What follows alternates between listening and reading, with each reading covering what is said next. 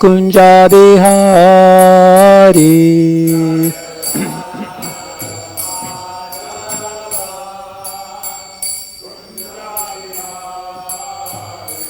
Jaya Radha Madhava kunja bihari.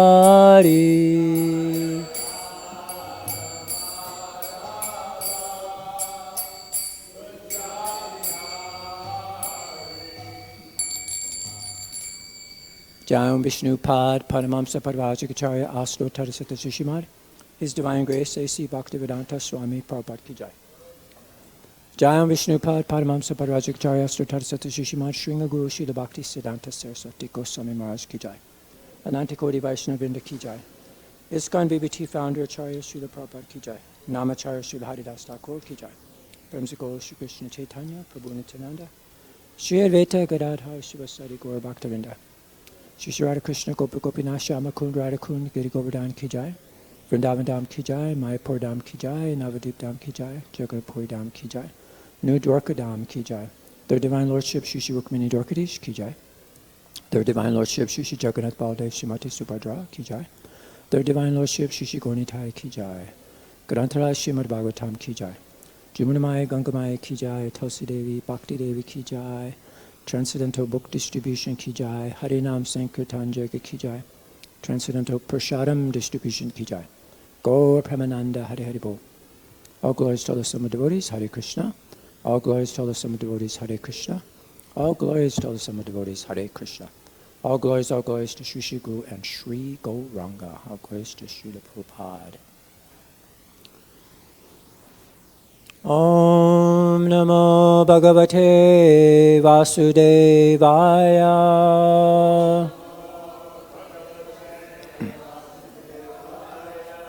Om Namo Bhagavate Vasudevaya.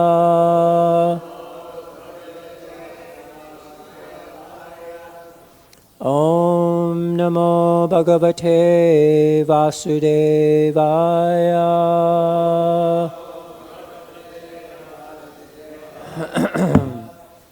So today we're reading from the Srimad Bhagavatam.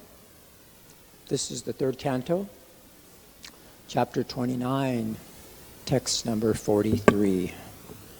And today we'll discuss about the eternal now. So it's an attempt to bridge the concept of eternal time as a representative of the divine, and with the idea of being present in a flow, like a spiritual flow, to suggest the true devotion, how it aligns with the sacredness of every moment. And this is what is being revealed to Arjuna here. Actually, Krishna is revealing himself as time personified, the Visvarup universal form, showing him the past, present, future, simultaneously within that divine form. It's amazing. Okay, so let's get right into the verse. Nabho dadāti śvasatām. Nabho dadāti śvasatām. Padam yan-niyamād adaḥ. Padam yan-niyamād adaḥ.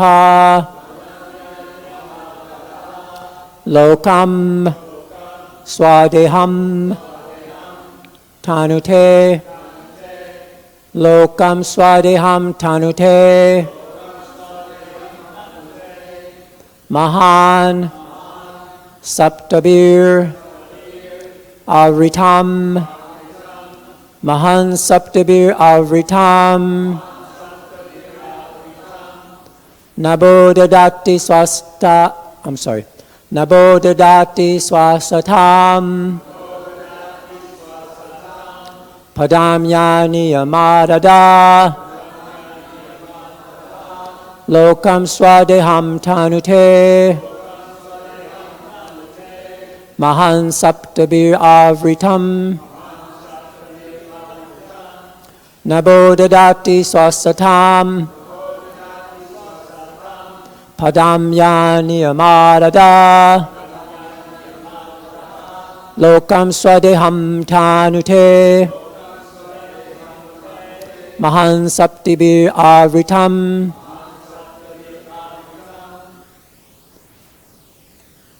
Please chant.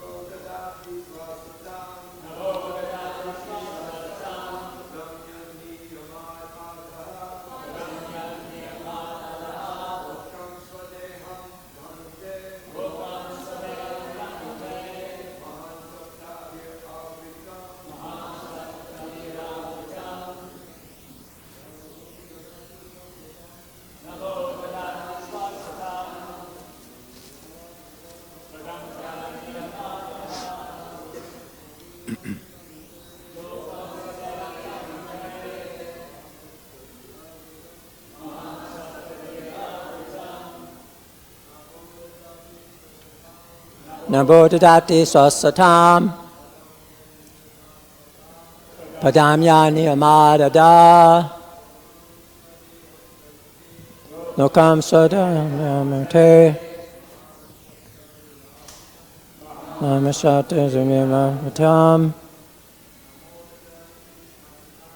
nabho dadāti śvasatāṁ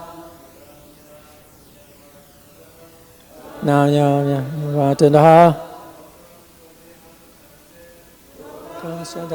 tanute and Vaishnavis. Nabho dadāti śvasatāṁ padam yan-niyamād lokam sva-deham tanute mahān saptabhir āvṛtam namo dadāti śvasatāṁ padam yan-niyamād lokam tanute mahān saptabhir āvṛtam nabhaḥ, the sky. Dadāti, gives. Śvasatām, to the living entities.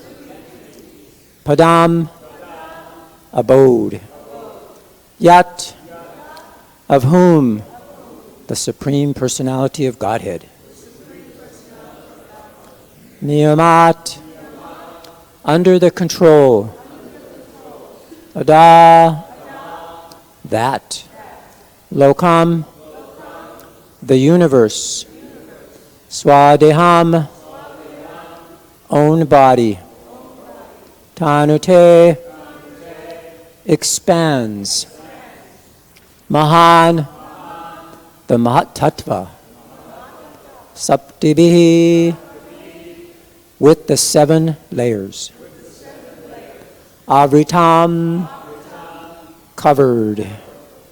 Translation and purport by Srila Prabhupada. Subject to the control of the Supreme Personality of Godhead, the sky allows outer space to accommodate all the various planets which hold innumerable living entities. The total universal body expands with its 7 coverings under his supreme control. Purport. It is understood from this verse that all the planets in outer space are floating, and they're all holding living entities. The word śvasatām means those who breathe, or the living entities. In order to accommodate them, there are innumerable planets. Every planet is a residence for innumerable living entities, and the necessary space is provided in the sky by the supreme order of the Lord. It is also stated here that the total universal body is increasing. It is covered by 7 layers, and there are 5 elements within the universe. So the total elements in layers covers the outside of the universal body. The first layer is of earth, and it is 10 times greater in size than the space within the universe. The second layer is water, and that is 10 times greater than the earthly layer. The third covering is fire, which is 10 times greater than the water covering. In this way, each layer is 10 times greater than the previous one.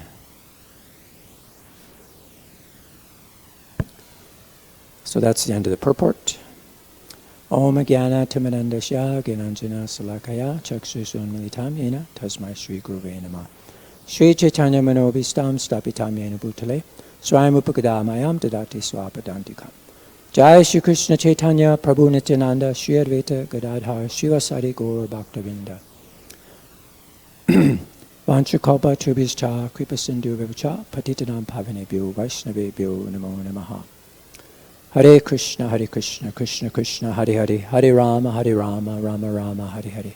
Namo Vishnu Padaya Krishna Prasthaya Bhutale Shrimati Jai Pataka Swaminiti Namane Namacharya Padayane Nityakripa Padayane Gorakate Dhamana Nagar Brahma Tarane. Namo Vishnu Padaya Krishna Prasthaya Bhutale Shrimati Bhaktivedanta Swaminiti Namane Namaste Saraswati Deve Gauravani Pacharane Nirvisesha Sunyavadi Paschachade Satarine. Okay, so the verse one more time.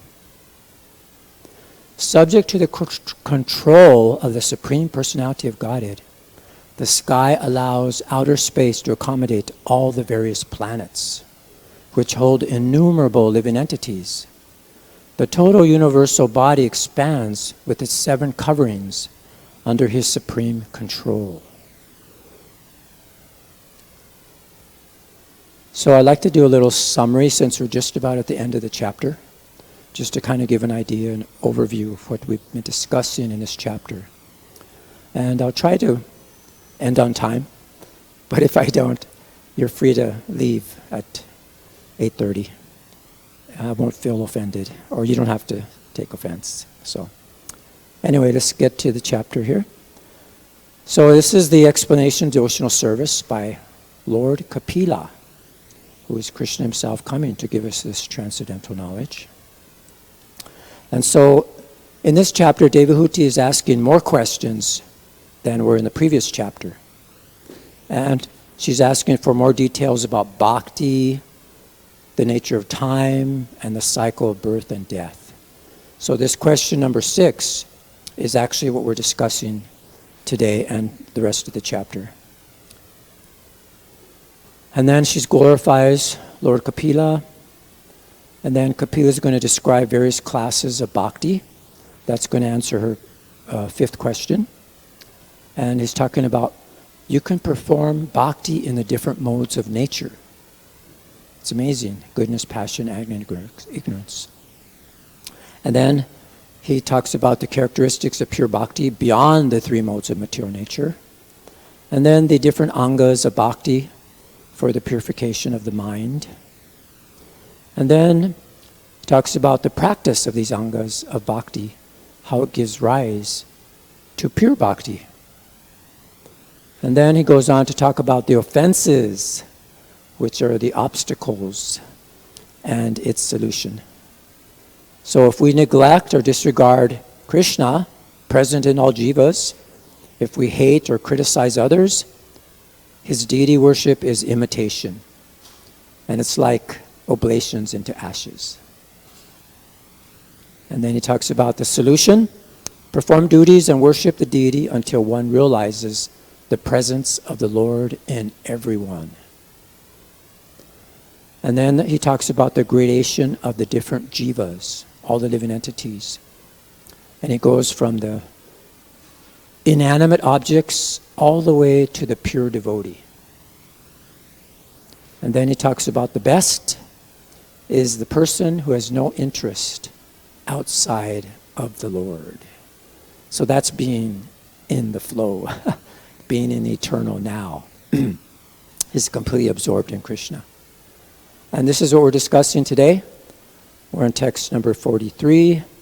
So from 37 to 45, it talks about the nature of time.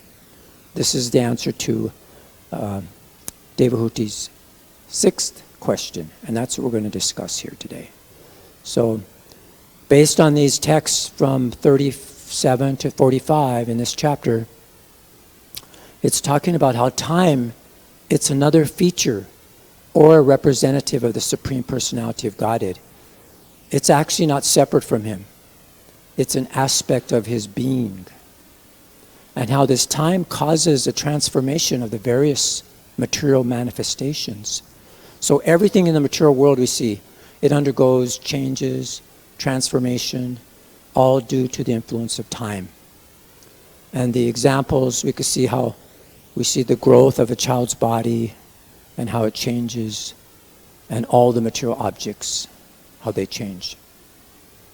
And he describes how those who do not know that time is the same Supreme Personality of Godhead, then fear arises because they don't understand the connection that is to the divine. So Lord Vishnu, who is the Supreme Personality of Godhead, is identified as the time factor and the master of all masters. So this emphasizes the ultimate control he has over time. And it has no beginning, it has no end, it's perpetual, it's a continual force. And time is described as a maker of the criminal world. And this refers to how time facilitates the consequences of the actions within this immaterial realm. And so this time, it brings an end to this phenomenal world, destroys everything in this material universe. And it carries on the work of creation also. It brings one individual into existence from another, like the father bringing a child, like that and on. So similarly, time dissolves the universe by destroying even the Lord of Death, Yamaraj. So this is the all-encompassing power of time. It's amazing. And even the most powerful beings in this universe are destroyed by time. So the demigods, even their lifespans are temporary. So this is all about this temporary material world. It's and how time affects it. And it's a very potent, fundamental force within this material world. But ultimately, it's a manifestation of Krishna. And it's responsible for change, even though it's eternal. And it's the source of fear for those who do not understand its divine connection. So the devotees that realize this, they have no fear of time. So moving right along here, we discussed this before of how Krishna is like a projector. You can see from Krishna projects everything. His energy projects everything. He's the Supreme Person. And this reminded me of the Bhagavad Gita verse of the 15th chapter. Uttama purushasta anya paramatmeti udarataha yo lokatrayam ishvara bibharti avyavya ishvaraha. Besides these two, there is the greatest living personality, the Supreme Lord, imperishable. He's imperishable. And he's entered all these three worlds and is maintaining them all. So this is the power of Krishna. So we could just see. And this Prabhupada refers to another verse in the purport there, the Upanishadic verse, Nityo Nityanam Chaitanas Chaitanam, that among all living entities, both conditioned and liberated, there's one Supreme Personality, and that's the Supreme Personality of Godhead. And He gives us all this facility. He creates this divine container of all the material world and all the universes. And it, as described in our verse today, it's all subject to the control of the Supreme Personality of Godhead. He allows for this outer space to accommodate all the various planets. And then this time factor, we discussed how it's another feature of the Supreme Personality of Godhead. And Srila Prabhupada writes, I was doing some research on time, what Prabhupada said about time. And they said some very interesting things. And Prabhupada emphasized a single moment is so valuable that you cannot purchase it back by millions of dollars. So he gives an example like today, this particular date, and it's at this particular time at 8:11, you know, and so by a minute from now it's gone. You can't bring it back. And if you try to pay millions of dollars, billions of dollars, trillions of dollars, it's not possible.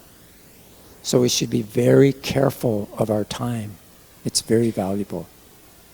So the insight from that is, just like in the verse it describes space as divinity, and it's divine, it's arranged to accommodate all the beings. Prabhupada teaches that time is an equally precious divine arrangement, and we must use it wisely. And the cosmos we see there isn't just a physical space, but it includes dimensions of time, both existing as divine containers for our spiritual journey. So just see, can you imagine the vastness of that container, and actually producing more containers coming out of the pores of Mahavishnu. So we're in this one universe, one of those pore bubbles coming out of Mahavishnu. And as we mentioned, it's a manifestation of the Supreme Lord. It's his representative, and it's the maker of the criminal world. And so Bhagavad Gita describes how time I am, the great destroyer of the worlds. And in Srila Prabhupada's words, again about time, he says, don't waste your time by so-called drama and play. It's simply a waste of time. And he advises us that our life's policy should be avyarta kalatvam. And that's what Rupa Goswami instructs. And advanced devotees should always ask, is my time being wasted now? You know, so Prabhupada emphasized, don't waste your time. So he said, always pour in the activities of Lord Krishna. Always, 24 hours a day. Kirtaniya sadahari. Sada means always, 24 hours. And the examples are what? Kirtan, you know, or chanting the names of God. It transforms time from a relentless force that leads to death into a vehicle for spiritual liberation. So each moment spent in Krishna consciousness converts our ordinary time into eternal time. So it's amazing. We have that ability. So as it's described in this purport, how this universe, it's amazing. It's ingeniously designed for a specific purpose. And what is that? It's to facilitate the gradual evolution of consciousness within each living entity so that they can be reawakened to this spiritual reality. And so here's the progression that helps us understand from the gross to the subtle. And this is in this particular teachings of Lord Kapila, the Sankhya philosophy of the 24 elements. So first we have the 5 working senses, voice, hands, legs, anus, and the genitals. The 5 knowledge acquiring senses, the ears, eyes, nose, tongue, and skin. And then we have the gross elements, the understanding, which begins with the earth, water, fire, air, and ether. So we can relate to these things, right? We experience these. And then we go on to explain how there's 3 subtle elements: mind, intelligence, and ego. So these are actually separate. And some people don't know the difference. They think that we're the mind, or it's just part of the body. But beyond that even, we could say there's an atma, the actual self, you. It's beyond all these physical and psychological elements. And that's the atma, the soul. And it's eternal. It's full of knowledge. And it's full of bliss. Satchidananda. And beyond that is the super soul, the Paramatma. So the individual soul, Atma, is part of that Paramatma. the super soul. And beyond that is Bhagavan, the Supreme Being. You see, so that's how we understand. From Paramatma is part of Bhagavan, and Bhagavan is the Supreme Being. And he creates all this universe. So that really raises our consciousness to the higher realms. There was an interesting book I came across. Maybe some of you heard about it. It's written by a devotee. It doesn't mention his devotee name, but it's Simon Haas. It's called Yoga and the Dark Night of the Soul. It's a very interesting book, and he bases it on Bhagavad Gita. And it's a spiritual juncture where the narratives we live in by beginning, it begins to disintegrate, right? And so, actually in this chapter describes that anyone who does not know that the time factor is the Supreme Personality of Godhead is afraid of the time factor. And it's amazing, you'll see people are afraid of the past and they're afraid of the future. And it's interesting that they live it constantly, because your body doesn't know the difference between, if you're thinking about the past, your emotions are in the past, your body thinks it's real. Or the future, if you're anxious about the future, then the body is in this stress. And people are constantly doing this. And it's described that if you constantly do this, the body can't handle stress constantly. And then it breaks down into disease. So Prabhupada says in his wisdom how this material energy harasses us. But if we take shelter of Krishna, then we'll be specially protected. He says, Mameva prabhajante mayam etam tarantite. That if we surrender to Krishna, you can easily cross beyond it. And he emphasizes that Krishna consciousness movement is teaching this philosophy to overcome the suffering caused by material existence. So Prabhupada's insight and his teachings offer this a practical approach to the dark night of the soul. Rather than merely enduring this difficult period, he advocates active surrender to Krishna, which can transform the crisis into spiritual opportunity. And the darkness is not something to be feared when we understand time as divine. So here we see Bhagavad Gita, Arjuna. He's a good example of this. He experiences deep existential crisis and despair on the battlefield of Kurukshetra. And it's so intense that he questions his sense of purpose, even the value of his life. And what this happens, it talks about that book, how it triggers Arjuna's crisis as, he's directly triggered by the sight of his relatives, on both sides of the battlefield. And they're ready for war. And those are the people he holds dear, and is ready to sacrifice their lives. And that overwhelms him. And this is the nature of crisis. It leads to a profound breakdown. And, Arjuna's perceived meaning in life, it breaks down. His established narrative and his duty as a warrior and the righteousness of his cause against the deceitful Duryodhana, it causes him to shatter. And so he begins to question all his beliefs and even his happiness at such a cost. So these are the symptoms that Arjuna experienced. And it's described that when we suffer, our suffering associated with time, we experience intense fear about the future. We have lamentation about the past. And we have confusion in the present moment. And this is what Arjuna was going through. And there's physical manifestations. And Arjuna experienced those. His limbs became heavy. His mouth was dried up. He was trembling. His hairs on the body were standing on end. He couldn't even hold his Gandiva bow. It slipped from his hand. And his skin was burning. And his mind was reeling. And he was even unable to stand. This is the effect. So what happens is that when you experience this, you want to just retreat from life. You see? Because you have this conflict, you're questioning everything, and you just can't understand, you know. And then he has a complete sense of helplessness. You know, he's powerless and able to cope with the situation. So even though his experiences, he can't pull himself out of this despair. So he seeks refuge in Krishna. And this is how Arjuna gets out of it. He gets out of this, and this was his gateway to inner peace, that he surrendered to Krishna. So there's another example also we see in the Bhagavad Gita and the Mahabharata, Dhritarashtra. He was experiencing this dark night of the soul.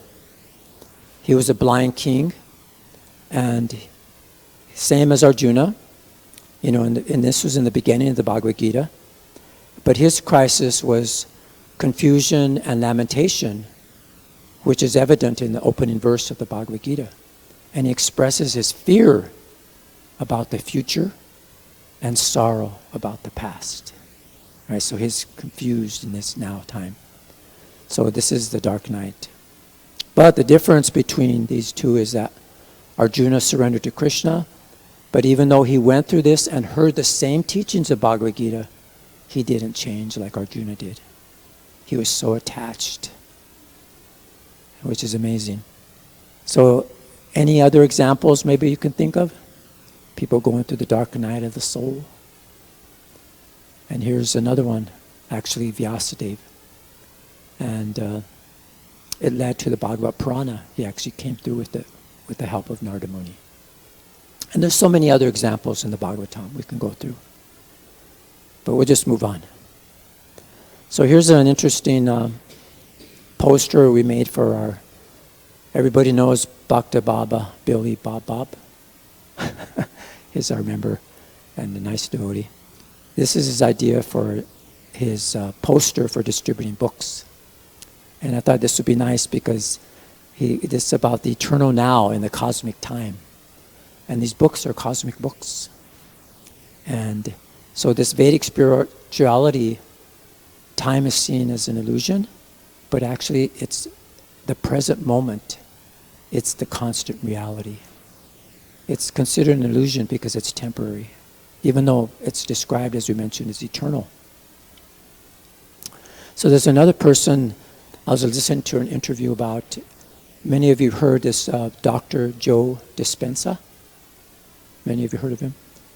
He helps a lot of people about this stress and dealing with things like this. And he brings some interesting knowledge from, it seems like, the Eastern concepts. So he said, stress is significantly caused, now this is scientifically proven, by living in the past and worrying about the future.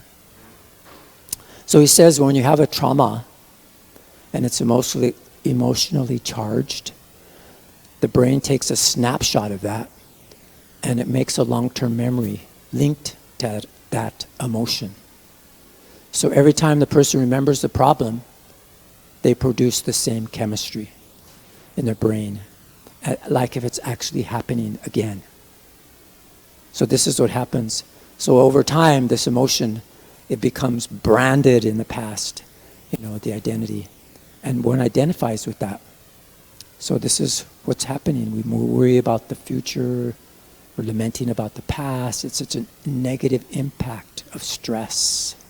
In fact, he said 75 to 90% of people entering healthcare facilities in the Western world do so because of emotional or psychological stress. And that's all based on fear of time, the past, the future. So these are those stress hormones of the negativity. So he recommends to people meditation. We do meditation, being present. We want to be present with Krishna when we're chanting, when we're hearing, when we're listening about Krishna. So he gives all these interesting things that we should do, which we actually teach. And in Prabhupada's wisdom, he says that, and he teaches us that we can transcend this material existence through Krishna consciousness. He said, if you become Krishna conscious, whatever you may be, you'll be with Krishna. As soon as you remain with Krishna, you're not living in the material world. You're living in the spiritual world. So, and this chanting actually connects us directly with Krishna. So Krishna, the person, his name, it's the same thing. So therefore, if you chant Krishna, then you're in direct touch with Krishna. So Prabhupada gives some nice insight, and it provides a practical example of experiencing the eternal now through chanting Krishna's names. And that brings us in direct contact with the eternal, the transcending all these limitations of material space, time, while we're still functioning within it, which is amazing. So here, we're on this journey, and Prabhupada says that we're on the spiritual journey. And Prabhupada reveals to us through these books and through these paintings bringing the spiritual world to us. He said they're windows into the spiritual world. And Prabhupada even mentioned one time, he was looking at a painting and he was explaining to the devotees what's actually happening in that painting. It was like he entered the painting. Like it describes in the spiritual world, all the trees can give any kind of fruit. Fruits, vegetables, flowers, all these things can be given in the spiritual world. And in the spiritual world, there's much variety. There's different plants, there's birds, there's water, there's streams, all these things are there. There's people, there's cities, everything is there. And this is all revealed through these paintings that we can enter into from these books. And just imagine going into any of these other paintings here. We can enter them. So this is that flow that we want. We want to align with this divine space-time. And so this spiritual flow is considered the real fulfillment of life. And that's finding our purpose. What is our purpose? They called it the Dharma. That's the deepening our service and aligning that with the divine. And in that book, The Dark Night of the Soul, this battlefield of Kurukshetra, it can be seen also symbolically as the field of doing. So we're in the field of action, in the present moment. That's where we have to be, in the present moment. So Prabhupada says that he advises us that if you have a simple lifestyle which focuses on spiritual growth. So he says, live a very simple life, and at the same time, chant Hare Krishna. And he says, don't waste time for bodily comforts. Don't waste time for luxury. Chant Hare Krishna. This is success. So he recommended live simple, produce your own food. Even he said produce your own cloth, And then, for Krishna, we spend money for Krishna's palace. That's human life. So this is Prabhupada's insight that we have to live simple, simple living, high thinking, and we create perfect conditions for this spiritual flow by reducing material complications and focusing on devotional service. And in that way, we align with this divine rhythm of time and space. And we experience this effortless spiritual progress. And this very practical methods, Prabhupada's given us the whole programs that we do, chanting, all these things. And it's described in the 10th canto purport, 2nd chapter. Prabhupada says in the purport, any place where the Supreme Personality of Godhead is present by his name, form, qualities, and paraphernalia, immediately becomes āvṛtam. Āvṛtam refers to the spiritual world, the place where Krishna resides. So just by seeing, entering these images, reading these philosophies, hearing about Krishna, all these things are there. So time, we can't control it. The living entities, the śvasatām, those that breathe, they think they can control time, but no, you really can't control time. Because time, as we discussed, is Krishna. He's a representative. It's a representative of Krishna in this material world. And so, it's anyone who does not know that time is the same Supreme Personality of Godhead is afraid of this time factor. So this is what we want to understand. Prabhupada says, actually we've got tongue, and the frogs, they also have a tongue, but they're using their tongue, to croak, caw, caw, caw. They invite snakes. please come here and eat me. That's their business. But we've got the chance to stop this nonsense and chant Hare Krishna. So this is the frogs. They don't have that chance. But if we waste our time also like the frogs, then we're no better than the frogs. So as Prabhupada, it mentions in the purport here that śvasatāṁ, it means that we're the breathing entities. So we're given this unique opportunity to use our breath, our voice, and consciousness for connecting with eternity. So Prabhupada gave that, this very vivid expression of the frogs. So there's many teachings Prabhupada taught us about how time is very precious. We can die at any moment. It's like the drop on the lotus flower. It's very, any time it can go. So we should learn from the very beginning of Krishna consciousness. Then it'll stick. It'll be solid. So this is the divine arrangement.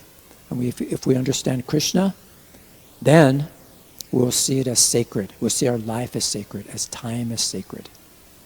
And as Srila Prabhupada said, that in the Bhagavatam, in our verse today, time, it's not merely passing moments, but it's the very substance of our life. Just as the verse tells us that the sky allows outer space to accommodate all the various planets which hold innumerable living entities, time accommodates our possible experiences and our spiritual growth. So Prabhupada said a single moment is so valuable. And every moment is like a divine bank account. We have 1,440 minutes deposited daily with no rollovers. So this is a spiritual perspective we should have. It intensifies our understanding that these minutes aren't just for worldly accomplishments, but for eternal realization. So we should see life as precious. And there's so many reasons we could talk about. But we'll just end that this eternity now awaits our conscious participation. So the choice is in each divine moment. It's yours. So I'd like to end there and maybe open it up for any comments or questions, realizations. Yes, Rabindranath Prabhu. You said we're beyond the mind, so what is actually the mind? I mean, I'm hearing you give the class and I'm hearing Bhagavatam, so what is it actually the mind? Well, as we mentioned, the 24 elements in the Sankhya philosophy, the mind is part of the three subtle elements. And that's the mind, intelligence, and ego. It's a very subtle material element. And the mind is like the reins of the horse, the chariot driver. So the mind controls the senses. And if we control the mind by engaging the mind in Krishna consciousness, then we can become liberated. But if we misuse the mind to just enjoy sense gratification, it'll take over the intelligence, which is that discriminating factor. The more subtle than the mind is intelligence. And the problem is that even more subtle and powerful than intelligence is the ego. And that's that identification that we have with the past. We actually identify with the past as that's me. And we have the emotion there. And it takes us there, and we experience that, and we live there. So it's very important that we understand and read and hear so that we know who we really are. That we're not this material body, but we're a spiritual being. So I hope that gives you an understanding about the mind. It's one of the elements. But the soul himself, there is a spiritual mind also. There's spiritual intelligence. But it's reflected in the material elements also. Just like we have a spiritual form, but it's taken the form of this earth, water, fire, the 5 elements. So, yes, another question back there? Hold on, he'll bring you a mic. Thank you. That was a very beautiful talk. I Thank wonder you. what do you say about the role of individuality and one's personal desires to contribute to human life and people's experiences. So, you know, I feel as though I still have unquenched desires. I think they're high-minded desires, but they're desires nonetheless. And I feel my individual experience in this life pretty deeply. So, meaning I don't always, you know, just put everything aside and chant. I'm busy doing things. Yes. So what do you say about that? Individuality is a beautiful thing. And we're all individual persons. Even when we're liberated, we don't merge into Krishna, become one, but we have our individual desires. And Krishna is very kind. And see this, we talked about this particular space, container he creates for us to try to fulfill those material desires that we have, our individual desires. He's so kind. So he's created so many different species. There's 8,400,000 different types of species that we can enter into to fulfill our desires. Krishna is so kind. But because originally we were with Krishna and we had that independence to be separate from him, he created that situation for us. But he knows it's temporary. We won't really be completely happy here because it's not who we really are. You're fulfilling a desire that's not really you, you know. But you have your individuality, and that individuality has a relationship with Krishna. And until we get back to Krishna, we'll never be completely happy. So that's the teachings of the Vedic wisdom. Yes, thank you. Nice question. Any other comments, questions, realizations? Well, thank you for your kind attention. All glories to Srimad Bhagavatam, all glories to Srila Prabhupada. Hare Krishna.